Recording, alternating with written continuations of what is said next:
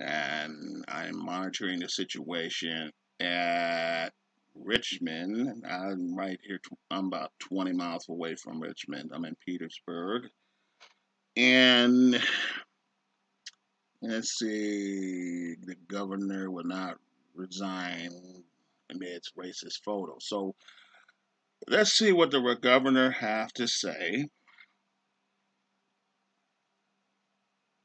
I got a lot of feedback on Facebook, but some people just still like to follow this man regardless. But anyway, this guy right here wanted to do full birth abortion. He has a history from his yearbook that's followed him. You know, we'll come to light. We'll come out of the darkness. We'll come to light. I already discussed that earlier. But it's a shame, guys, that people would follow this guy. That people are still so loyal to it. I mean, not just to him, but to the party itself. I just don't understand. People don't understand why I want to be, why I don't agree with them as far as the parties are concerned, Republican or Democrat. Let's go back to let's take back our roots and hold on to it and reform it and keep it right for everybody. No, no, no, no, no. I can't see myself becoming a Republican. I can't see myself going to that party. But guys, there's racism in the Democratic Party. You've been fooled. We've been fooled. Nobody wants to change. I mean, you could be a viper or a snake and hit the mice, and the mouse will leave and jump in pain, and then come right back to the viper for another strike. You only have to do is disappoint me one time, and that's pretty much it. I was disappointed back in 2008. I was disappointed back in '94. So it's nothing new to me. So sometimes we just got to think for ourselves. Okay? I still love you. We don't have to agree, and that's the beautiful thing about our country. We do not have to agree. That's why we got a two-party system. 3 or 4 parties like Germany don't work. Okay? Anyway, here we go. There you go, Governor. Let's hear what you have to say. Well, good afternoon. Thank you all for being here. I'm pleased to be joined by my wife, Pam. Pam, thank you for being here as well. There has been much public discussion about racist and offensive materials that appear on my page of the 1984 Eastern Virginia Medical School yearbook. And I believe it is important for Virginians to hear directly from me and for me to answer as many questions as are necessary about these circumstances. With that in mind, I would like to read a statement about these events, and then I will be glad to take your questions. Yesterday, I took responsibility for content that appeared on my page in the Eastern Virginia Medical School yearbook that was clearly racist and offensive. I am not and will not excuse the content of the photo. It was offensive, racist, and despicable. When my staff showed me the photo in question yesterday, I was seeing it for the first time. I did not purchase the EVMS yearbook, and I was unaware of what was on my page. When I was confronted with the images yesterday, I was appalled that they appeared on my page, but I believe then and now that I am not either of the people in that photo. I stand by my statement of apology to the many Virginians who were hurt by seeing this content on a yearbook page that belongs to me. It is disgusting. It is offensive. It is racist. And it was my responsibility to recognize and prevent it from being published in the first place. I recognize that many people will find this difficult to believe. The photo appears with others I submitted on a page with my name on it. Even in my own statement yesterday, I conceded that, based on the evidence presented to me at the time, the most likely explanation that it was indeed me in the photo. In the hours since I made my statement yesterday, I reflected with my family and classmates from the time and affirmed my conclusion that I am not the person in that photo. While I did not appear in this photo, I am not surprised by its appearance in the EVMS yearbook. In the place and time where I grew up, many actions that we rightfully recognize as abhorrent today were commonplace. My belief that I did not wear that costume or attend that party stems in part from my clear memory of other mistakes I made in this same period of my life. That same year, I did participate in a dance contest in San Antonio, in which I darkened my face as part of a Michael Jackson costume. I look back now and regret that I did not understand the harmful legacy of an action like that.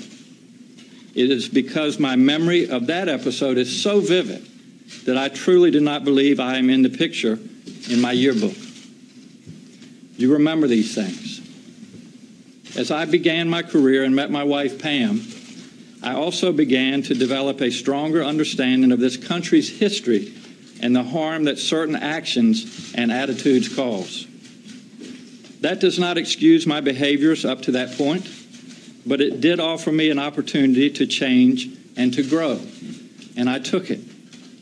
I pursued my career as a soldier, a physician, and as a public servant because I wanted to help people. The experiences I had in each of those chapters and the people I met along the way helped me form a set of values that define the person I am now and the way I aspire to lead this Commonwealth as your governor.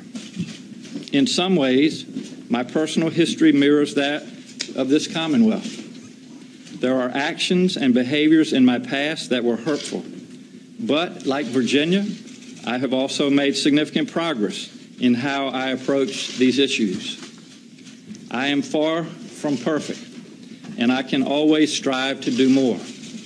But I have devoted my entire life, my career in the Army, as a pediatrician, and in public service, to making life better for all people, no matter who they are. Today, I am not ready to ask Virginians to grant me their forgiveness for my past actions. I also do not fully expect that they will immediately believe my account of these events. Right now, I am simply asking for the opportunity to demonstrate beyond a shadow of a doubt that the person I was is not the man I am today. I am asking for the opportunity to earn your forgiveness.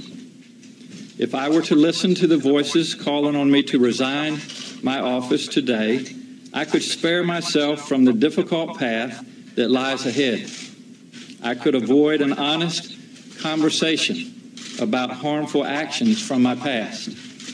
I cannot in good conscience choose the path that would be easier for me in an effort to duck my responsibility to reconcile. I took an oath to uphold this office and serve the people of this Commonwealth to the best of my ability. As long as I believe I can effectively fulfill that task, I intend to continue doing the business of Virginia. I believe this moment can be the first small step to open a discussion about these difficult issues and how they contribute to the greater racism and discrimination that defines so much of our history.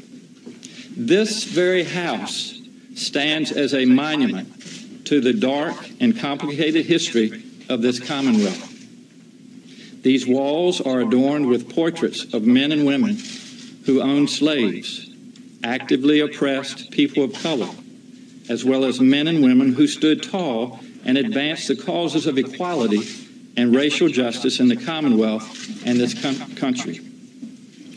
In that discussion, it will not be my role to speak to Virginians about these issues. My responsibility is to listen, to learn, and to continue to grow as a man and as a leader. I am ready for an honest conversation about racial injustice and the need for real reconciliation, real justice, and real equality. I believe the agenda this administration is pursuing clearly demonstrates the progress both I and our Commonwealth have made since the darkest chapters of our history.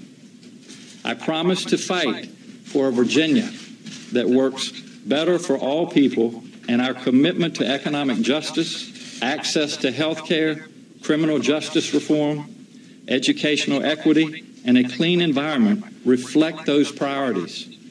As this conversation moves forward, I want to hear from Virginians from every walk of life about how we can fight even harder to build the Virginia that they deserve. Before I take questions, I want to take this opportunity to apologize to the many people who have been hurt by this episode and mistakes that I have made in the past.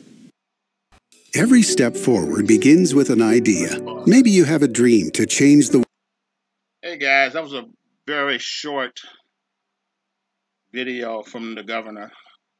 Very short video. I was hoping a lot more content. I was hoping to witness some Q&A, but apparently of course, it was made short. So hopefully I can find the entire content of that video and with the Q&A to the Governor Northam, and find out what's going on.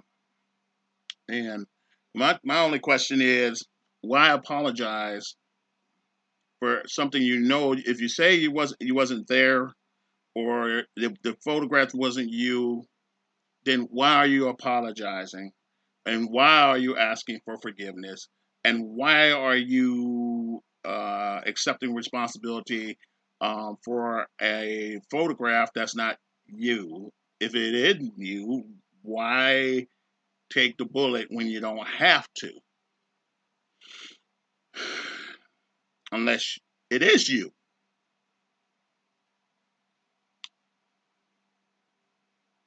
We'll find out soon enough. Because I don't know. I'm not there. I wasn't there in the picture. I wasn't there. I was in high school. So I definitely wasn't there at the party. Like I would be invited anyway. But let's take a look here. We got another newsreel from Fox News. It looked like 12 o'clock Eastern time. This is prior to the 2 p.m. Photo session with the governor. So let's see what they have to say. Okay? In action.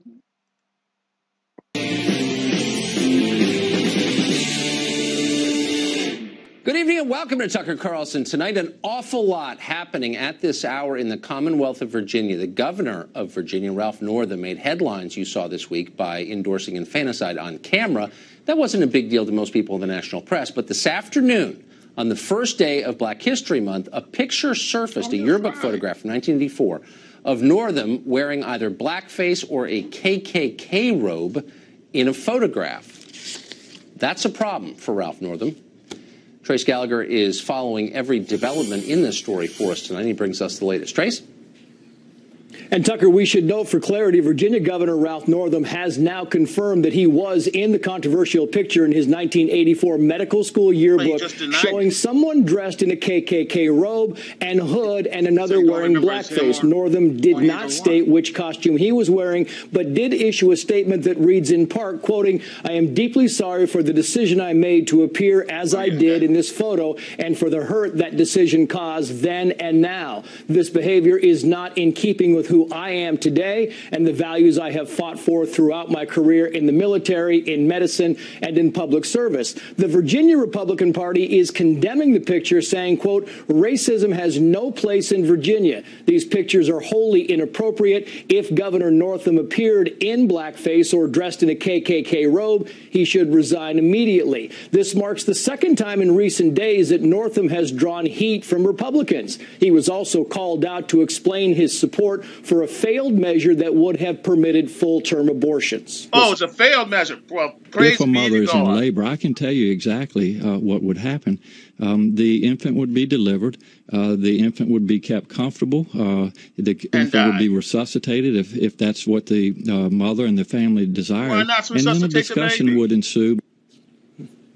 Northam worked as a pediatric neurologist before being elected to the Virginia State Senate back in 2007. It is notable that Northam was also quick to condemn the racial violence that rocked Charlottesville back in August 2017. And Virginia Democrats might be less resistant to fight any potential resignation of Northam because Virginia's Lieutenant Governor, Justin Fairfax, is an African-American Democrat. We will say what? Meet Marcy. Marcy is a masterful marketer. Breaking news, if it happens. Tucker. And it looks like it might. Trace Gallagher. I'm sorry, guys. It appears my internet's going bad again. Thank you very much. Every time the sun sets. Well, as you just saw on tape, Northam counted in favor of infanticide this week. We're not exaggerating. Northam said it slowly and clearly. You just saw it. Then he reiterated views, just in case he wasn't clear the first time. In a statement today, Northam explained that abortion at any stage is a positive good, and this is worth listening to carefully, because, quote, are you nuts? Reproductive freedom leads to economic freedom. No, it doesn't. In other words, abortion is virtuous because it makes women more efficient employees, better and more dutiful servants of Northam's donors. They can work longer hours without worrying about anybody but their bosses. Northam is in favor of that, so are most prominent Democrats who are serving their own masters in the private equity class. So you mean to tell me, for the sake of career, you will have an abortion? Not for health reason, not for psychology or psychosis or psyche. You're going to have an abortion, kill a baby for the purpose of career? Shame on you. If it's you, shame on you. Shame on you. Go up, Governor Northam, you got to go, man. You got get the hell out of here. Get out of here. Get out of here. All y'all supporting this guy should be ashamed of yourself. Y'all talk this black and white issue, but at the same time, you want to address the major thing that's really going on through the Satanist Democratic Party. You know, killing babies. You want a free border, right? Go ahead. Go to Mexico and see what happens. They'll make a burrito out of you. Go ahead and break through that border without going through that checking line. You know, go to Canada. Canada will arrest you if you go to any other part of the border. Every country has a border. You go through China, the border in China, they'll shoot you. You go through the one through Korea and South Korea, they will shoot you. And if they don't shoot you, they'll torture you. Every country has a border. That's their sovereign right. This country has a sovereign right to protect the border, to have a border. If you don't like what everybody's talking about, what the president's talking about, go to San Antonio, Texas. Go to Texas. Go to the border. See for yourself. I was stationed in Texas. I've been to San Antonio. I've been there. You got people who are legal immigrants standing up against this open border thing. They want a wall. They say we came in the right way. We expect to come in the right way. We want everybody to come through the right way. You guys don't realize the danger that you're bringing upon yourself by encouraging this. You don't know. You talking about Richmond be sanctuary city, San Diego be sanctuary city. Look at San Francisco got so much homelessness. Where are they gonna? I mean, they're gonna be all you're doing is adding more homeless, and then where the services is gonna be overwhelmed. And plus, you're going to lose federal dollars, too. You continue this action. But it's not going to work, guys. It's not going to work, guys. It's not going to work. And two, this abortion thing, got to go. If you have any elected official that support abortion, I don't care if they're Republican, Independent, Communist, Socialist, Democratic, they got to go. They got to go. They got to go. Why is black people not standing up for the unborn? I mean, do y'all want? I mean, we're already a minority. So, I mean, you want abortion, do you? You really want young people, young women to have as many abortions so they can work these long, stupid hours and hours for dollars without a decent paycheck? That's what you want. But yet you want $15 an hour, too. $15 an hour across the board. They tried that in communist Russia. One income, one society, everybody get paid the same. Equality. Karl Marx speaks on that. And you guys just don't get it.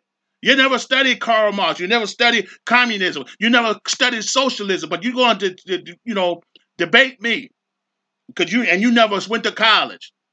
You never read a book or a novel, and you got a nerd that galls to challenge me. Y'all better do your homework. Do your own homework. I've done mine. I'm just having fun. This abortion stuff got to stop. I'm against abortion. I want it to stop. The man's position is very clear. Legislative body in Congress, in the Senate, in Richmond, they're very clear. They want abortion law. They want to extend. I'm glad it failed. I'm really glad it failed. But they're going to bring it back again in another 2 years, and they'll bring it back again in another 2 years until they wore everybody down. And maybe again, they may get another Democratic governor, full force, a good Democratic legislator, the delegates, full force, no Republicans in sight. They can pass whatever Greenpeace, communist, socialist idea they want to pass. And then when they put the hammer down and the sickle down, you're going to be crying the blues, and you're going to find out everything I've been telling you it's right from the get-go. But no, you want to challenge me. That's okay. That's okay. That's fine. You want to live like that, that's your business. You want to stay and support this kind of government and this kind of type of party, political party, that's your business. You go right ahead. You could just help yourself. I'm not going to do it. I don't care if I'm the only red in Petersburg. I don't care if I'm the only red in Central Virginia. I am not going to support. I'll go ahead and do what you want. It's your life. Just don't show up to church tomorrow and say, praise the Lord. Don't do it because you don't mean it. You want that abortion right there? You want to kill babies? Don't show up for church in the morning. Matter of fact, turn in your membership.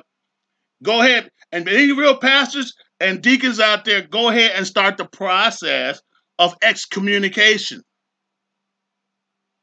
Give them a letter. Buy a letter. Thank you very much. You take your tithes and offerings somewhere else.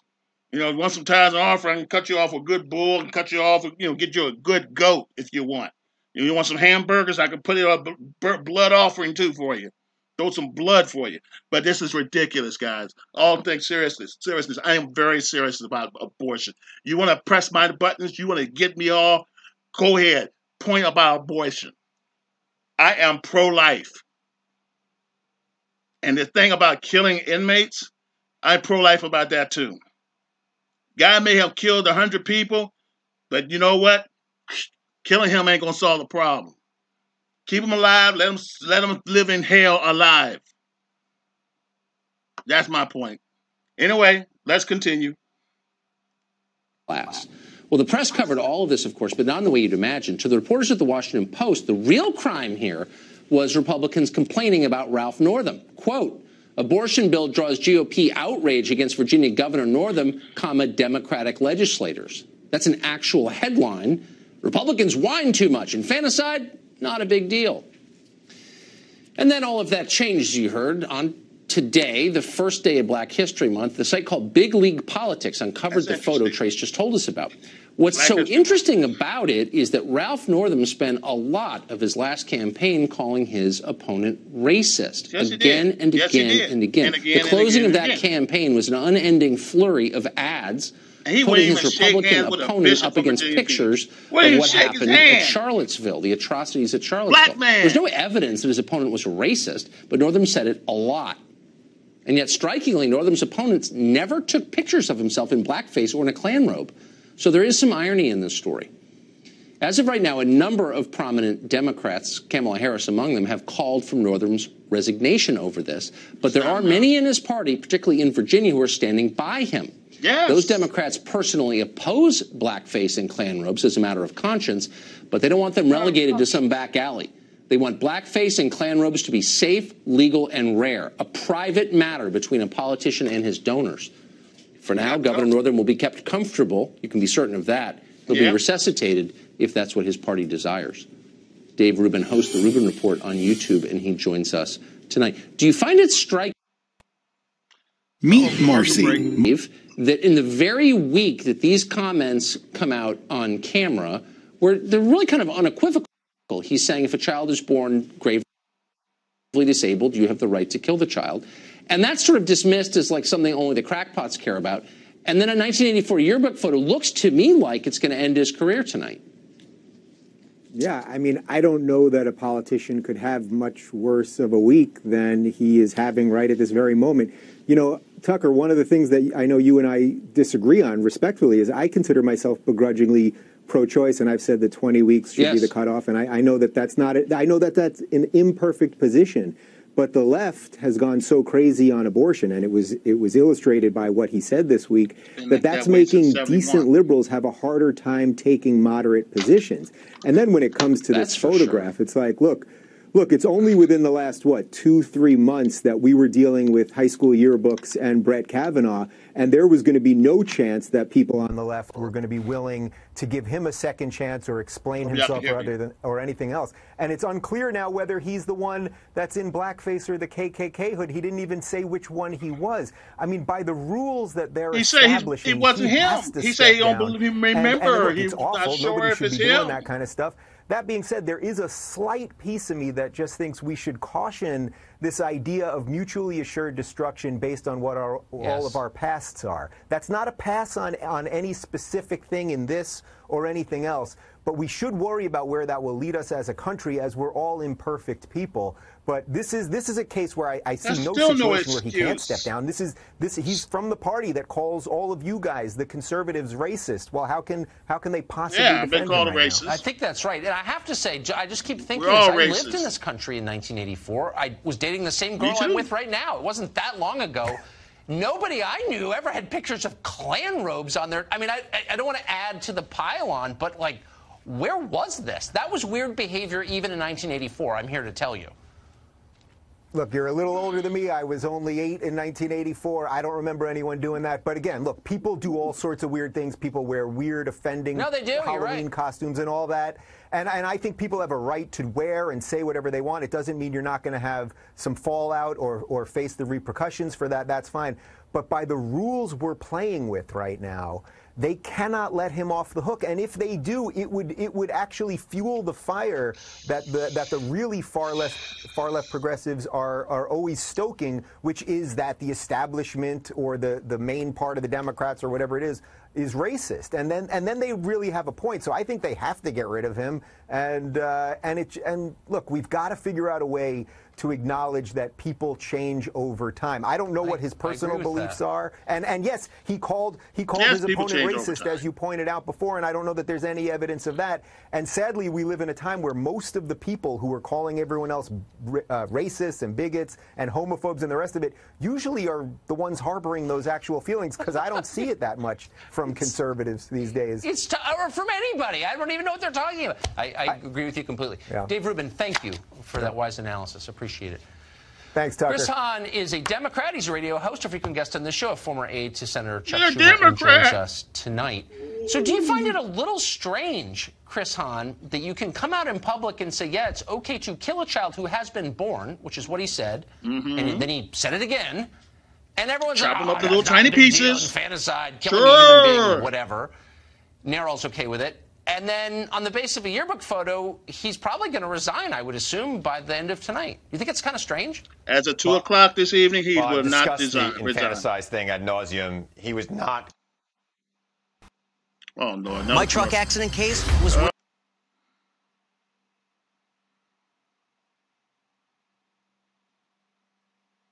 Continue. Calling for the killing of babies born alive. He was talking about difficult end-of-life decisions for babies who were born severely disabled and may die unless kept on resuscitation. But let's save that for another day, Tucker. He needs to resign right now. He needs to resign. He needs to resign right now. He has to go. He needs to resign right now. Now, look, he needs to resign right now. He needs to resign right now. And it should not be tainted by the stain of such racism. Look, I'm against racism. I make an argument pretty explicitly against it almost every night on this show, for which I'm often called a racist. Yeah. But I'm totally opposed to racism, and I mean it. I just wonder what the standard is. Me too. Keith Ellison was a member of the Nation of Islam who called for a black ethno-state and worshipped Louis Farrakhan as a godlike figure, but that's totally cool because why? Look, I mean, there are lots of things that need to. I don't know all the details of that, so I don't want to go down that path. No. He was a member of the Nation of Islam. He called for a black ethno-state, and he was the vice chairman of your party. And nobody said anything about it. I must have mentioned that 30 times in the show. Nobody cared. So I'm just wondering, what is the standard exactly? You know, look, I think the standard right here is very clear when it comes to Ralph Northam and what he did, and I think he needs to go immediately. And I also think there are lots of people in politics right now, like Steve King in Iowa, who need to go immediately. Because I think Steve King, people that play around with racism in this country. Somebody help me. Somebody on YouTube or Facebook say who's send a picture. Who is this guy? State, and I'm not exaggerating. We've explained it many times in detail on this show. Yeah. Maybe there's an argument in favor of that. I don't know what it would be. But why is that okay? I mean, Steve King, whatever he said, he didn't call for an ethno-state. And Keith Ellison called himself a white nationalist. But no, I don't know that he called it. Whatever. Look, he didn't say that.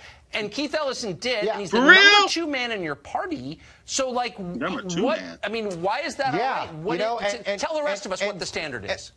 And why is it all right that Steve Scalise said he was David Duke without the baggage, and he's the number 2 ranking Republican in the House of Representatives. Yeah. Okay. So, I mean, there's a lot of things that need to be sorted out. So we need to get to a place where we don't have racism and we don't have people who are stoking racial issues in a bad way in our government. Well, I agree with that 100%. I agree. People should not be punished or rewarded on the basis of their skin color. That's the definition of racism. And it's not only is it happening, it's expanding in this country, and the left is pushing it. Yep. So, and they should be ashamed of that. But let me ask you this. Well, the right allows him to stick around for a long time. What about poor Ed Gillespie, who, whatever you think of Gillespie's politics, are actually not my politics, but there's no evidence he's a racist. He's like a very decent man, actually. And this Northam character called him a racist, like, repeatedly. And he's the one in the blackface or the Klan outfit. Like, does someone owe him an apology at some point? No. That's a good question. Gillespie ran a campaign He ran a campaign that was all about the statue of Robert E. Lee. Now, what does that stand for? Who is that appealing to? That's appealing to. You know who that's appealing to? Can I tell you who that statue appeals to? It appealed to the Confederate Ralph Northam and people just the like Confederacy I live Democratic Party. Okay. Yeah. Right across the river from Virginia. He did not run a campaign that was, quote, all about a Robert E. Lee statue. There's no evidence he's a racist. I don't think there is a picture of Ed Gillespie in blackface or a Klan hood. I'm just saying, if the guy in the Klan hood is calling you a racist, maybe you deserve an apology. Yeah. That's all I'm saying. Do you think or no? I don't think he deserves an apology. I thought his campaign did a lot of race baiting, not just the Robert. Oh my God! Thank you. Well, they were against him at 13. With the pitbull and the hoodies coming to get you. It's just, look, it is what it is. That's politics, and that's where. Oh, come on now. He was. That's the campaign. Ed Gillespie, who is not even from Virginia. Signals and not even from the South, decided to run because he was appealing to a type of voter that would have been in that picture in 1984. I mean, I will say his campaign didn't find this picture, but then neither did the Washington Post. And again, the Washington Post is not a serious newspaper; it's a joke. It's nor his primary opponents. I agree, but the Post got, which is this kind of newsletter run by the richest man in the world, Jeff Bezos, really a shameful publication. But it got pretty forensic with Ed Gillespie, I remember. Quite. They couldn't find a yearbook photo of the guy running for governor. Why do you think that is? I got to tell you, this is some of the worst opposition research I've ever seen in my life. How none of his primary opponents or his political opponents or the local papers or the national press, for that matter, found this picture is beyond me. This was a hotly contested race. You would think that they would leave no stone unturned. They would have talked to friends from college to find out what happened. Yeah, they did not. This was poor opposition research by everybody involved here, and it's time for him to go. He should resign tonight. Not even opposition research, just like reporting. It'd be interesting. Maybe we can get the Washington Post. He's not going to resign tonight. He said that. Assigned to Ralph Northam on the show to explain how they missed this. The geniuses over there. I've done I've done operation research in my life, and you know, the first thing you do is try to find pictures of them from when they were in college and try to find. This is not. The Post was pretty good at that when it came to him to find out what he was about. Because they're shills. That's why. It's not a newspaper. It's a newsletter for the Democratic Party, as you well know. Chris Hahn, great to see you. Thank you. Nice seeing you, Tucker. Well, across the country, Democrats have been pushing for abortion to the moment of birth. We're not making that up. It's hard to miss. But when the Daily Caller's Henry Rogers asked members of Congress about Governor Northam and his defense of infanticide, they pleaded total ignorance of it. Watch this. Do you agree with Governor Northam's comments yesterday about long-term abortion? I have no idea what he said. I have no idea what's happened there. Do you agree with Governor Northam's late-term abortion comments he made yesterday? I don't know what he said. You have no idea what he said? Senator, did you happen to agree with Governor Northam's comments about abortion, late-term abortion yesterday? I have not seen anything. You've not heard about it? I've been in retreats. Oh, retreat. They must have been Zen Buddhist retreats, silent retreats in Big Sur or something. It's unbelievable. No Why? comment. Nancy Pelosi said she had no idea either. Watch this. Considering the comments from Governor Northam yesterday, how does that make it harder for pro-life Democrats in the party, and does that cause problems at all? I'm sorry, I just don't know what he said yesterday. Oh, y'all said the same thing! I don't have internet access. If only Ralph Northam had said that he wanted doctors to wear blackface while committing infanticide, that would have gotten some attention. Abby Johnson is a former Planned Parenthood director. She's now a pro-life activist, and she joins us tonight. Okay, Abby, a former Planned Parenthood. It's so interesting how an entire party can push a policy position and then refuse to talk about it, much less debate it. Why not just say, yeah, we're for this? Well, I mean, they're lying. Look, they've all seen the clip. Yeah. They all know what he said. But I think even now, pro-choice Democrats are going, is that a little too far? We don't know. Do we support this guy? Do we not? Because it's so extreme. I mean, even pro-choicers on social media are saying, wait a minute, what are we talking about here? So I think even people in their own party they don't even know how to defend this. It's completely extreme, but it's not necessarily a surprise. I mean, Professor Singer at Princeton, who's a leading ethicist, has been pushing for infanticide for a long time, and he hasn't been drummed out of academia. And some of these bills, the one in New York, pending in Rhode Island, Vermont, Virginia, I mean, Vermont they also say the same thing, which is that viability means nothing at all. Yeah, and even the one in Vermont is so extreme. I mean, at least in some of these other states, we have the lie of the health of the mother, which basically means anything. But at least you have to give some sort of excuse. But in Vermont, we're talking about elective abortion through the date of birth. So we're talking about if the woman is laboring with her baby and she decides right before the baby's about to come out, you know what, I don't think I want to do this anymore, then the doctor or whoever has the ability to take the life of that baby. And when you look at what Governor Northam said, what does that mean exactly? So the baby is born alive, and then what? The parents get to decide what's going to happen to the baby? So what does that mean? Do we starve the baby to death? Do we suffocate the baby? We don't know what that means. And it's insane that a pediatric neurosurgeon is actually championing these sorts of bills. That's why I don't. I guess what bothers me most is that there's no public conversation about this. And I do think, as you just said, that a lot of people who think of themselves as pro-choice and don't want the government to get involved. I'm pro-choice. I don't agree with that personally, but I understand where they're coming from. I don't think they're bad people. I think this is just so far, too far. I don't think anybody in America supports this stuff. Left, and to the most left. people don't even know it's happening. To the left, because there's no conversation about it. Yeah, and honestly, this is not new. Colorado, there is a doctor in Boulder, Colorado, Dr. Warren Hearn, that has been aborting babies up until the date of birth for any reason for many, many years. It's happening in Albuquerque, New Mexico. It's happening in Maryland. This has been happening, but I'm really thankful Can somebody that follow up and check on that, please? We have a national platform to be talking about these issues, that it is happening. I gotta check it out myself, it's too. not just happening to babies who have terminal illnesses. Oh, late-term abortions are happening on live, healthy, viable babies. Yeah. What? I think pro-lifers need to start saying that those babies are here illegally. We need to do something, guys. Right to their rescue. Chain himself to a Planned Parenthood door or something like that. Probably would. We need to shut them down. We need to shut Planned Parenthood well, as down. We've been telling you, there's a lot going on in the state of Virginia tonight. The governor there, Ralph Northam, is hanging on. It appears to be. He's holding on to power. Will he resign? No, he will not. He already said so. During this hour. Also ahead, the president may have to declare a national emergency if he wants to build a border wall. Not. What would that entail? Is there any precedent for it? We've got the facts on it. Stay tuned. All right. Well, that'll be another topic. Thank you very much.